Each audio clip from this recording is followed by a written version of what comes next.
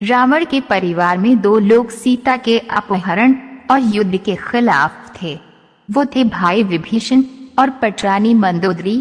दोनों बिल्कुल युद्ध नहीं चाहते थे और लगातार रावण को सीता को सम्मान पूर्वक राम को लौटा देने के पक्ष में थे, लेकिन ऐसा नहीं हुआ। लड़ाई हुई, उसमें रावण मारा गया। इसके बाद राम ने लंका का राजपाट रावण के छोटे भाई विभीषण को सौंप दिया। लेकिन क्या आपको मालूम है कि रावण की पटरानी मंदोदरी का क्या हुआ? आखिर क्यों उसने विभीषण से शादी का फैसला किया? पुराणों की एक कथा के मुताबिक मधुरा नाम की एक अप्सरा कैलाश पर्वत पर भगवान शिव की तलाश में पहुंची। तलाशते हुए जब वो भगवान शिव के पास पहुंची तो उसने वहां पार्वती को न देखकर शिव को रिझाने के प्रयास शुरू कर दिए। जब कुछ समय बाद वहां पार्वती पहुंची तो उन्होंने मधुरा के शरीर पर शिव की भस्म देखी और फिर वो क्रोधित होगी।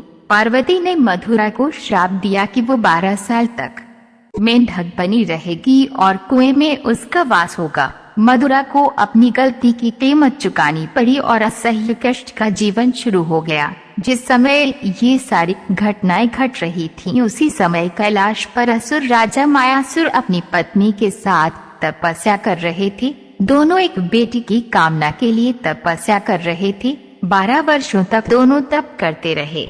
इधर मधुरा के श्राप का जब अंत हुआ तो वो कुएं में ही रोने लगी। सौभाग्य से असुरराज और उनकी पत्नी दोनों कुएं के नजदीक ही तपस्या में लीन थे।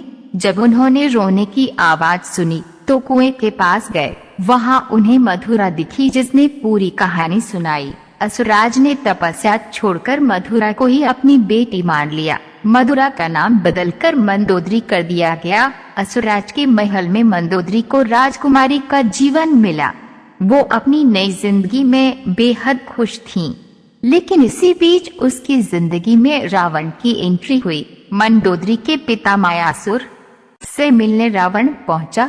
वहीं उसने मंदोदरी को देखा और मोहित हो गया। उसने मायासुर से मंदोदरी का हाथ मांगा। मायासुर ने ये प्रस्ताव ठुकरा दिया तो क्रोधित रावण मंदोदरी का अपहरण कर लाया। दोनों राज्यों में युद्ध की स्थिति बन गई। लेकिन मंदोदरी जानती थी कि रावण उसके पिता से ज्यादा शक्तिशाली शासक है, इसलिए मंदोदरी ने रावण के साथ रहना स्वीकार किया। मंदोदरी का चरित्र रामायण में बेहद नैतिक दिखाया गया है। जब रावण ने सीता का अपहरण किया था तब मंदोदरी ने इसका विरोध किया। मंदोदरी बार बार रावण को ये समझाने का प्रयास करती रही कि दूसरे की पत्नी का अपहरण अपराध है, लेकिन रावण नहीं माना। आखिरकार राम के साथ युद्ध रावण की बुरी पराजय हुई। वह मारा गया और मंदोदरी विधवा हो गई। रावण की मौत के बाद भगवान राम ने मंदोदरी को विभीषण से शादी का प्रस्ताव दिया था। उन्होंने समझाया कि विभीषण के साथ मंदोदरी की जिंदगी बेहतर रहेगी, लेकिन मंदोदरी ने इस प्रस्ताव को अस्वीकार कर दिया। कहा जाता है कि इसके बाद एक बार भगवान राम सीता और हनुमान के साथ मंदोदरी को समझाने गए। तब ज्योतिष के प्रकांड विद्वान मंदोदरी को महसूस हुआ कि धार्मिक और तार्किक तौर पर, नैतिक तौर पर सही देवर विभीषण से विवाह करना गलत नहीं होगा।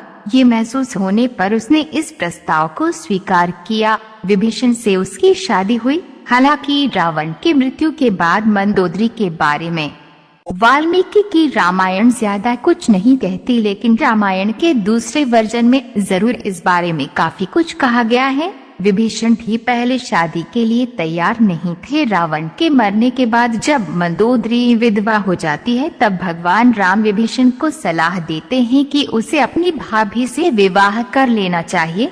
ये परंपरा उन दिनों मान्य थी, लेकिन विभीषण के पहले से कई रानियां थीं और वे इसके लिए तैयार नहीं थे। ये भी कहा जाता है कि अगर विभीषण ये शादी कर लेते तो उन्हें भाई की जगह लंका पर शासन का नैतिक अधिकार भी हासिल हो जाता। हालांकि ये भी कहा जाता है कि ये विवाह शारीरिक तौर पर पति पत्नी के तौर पर एक दूसरे के साथ यौन संबंधों की बजाय विशुद्ध राजकाज से जुड़ा था, क्योंकि मंदोदरी भी चाहती थी कि उसके पति के निधन के बाद लंका में स्थायित्व और समृद्धि रहे। वह राम से शत्रुता की बजाय मित्रता चाहती थी। रावण की मृत्यु के लिए उसने राम को कभी जिम्मेदार भी नहीं ठहराया। एक वजह ये भी बताई जाती है कि रावण के निधन के बाद मंदोदरी भी उसकी चिता के साथ सती होने जा रही थी, लेकिन राम ने उसे रोक लिया। इसके बाद मंदोदरी के पास देवर से विवाह करने के अलावा कोई विकल्प नहीं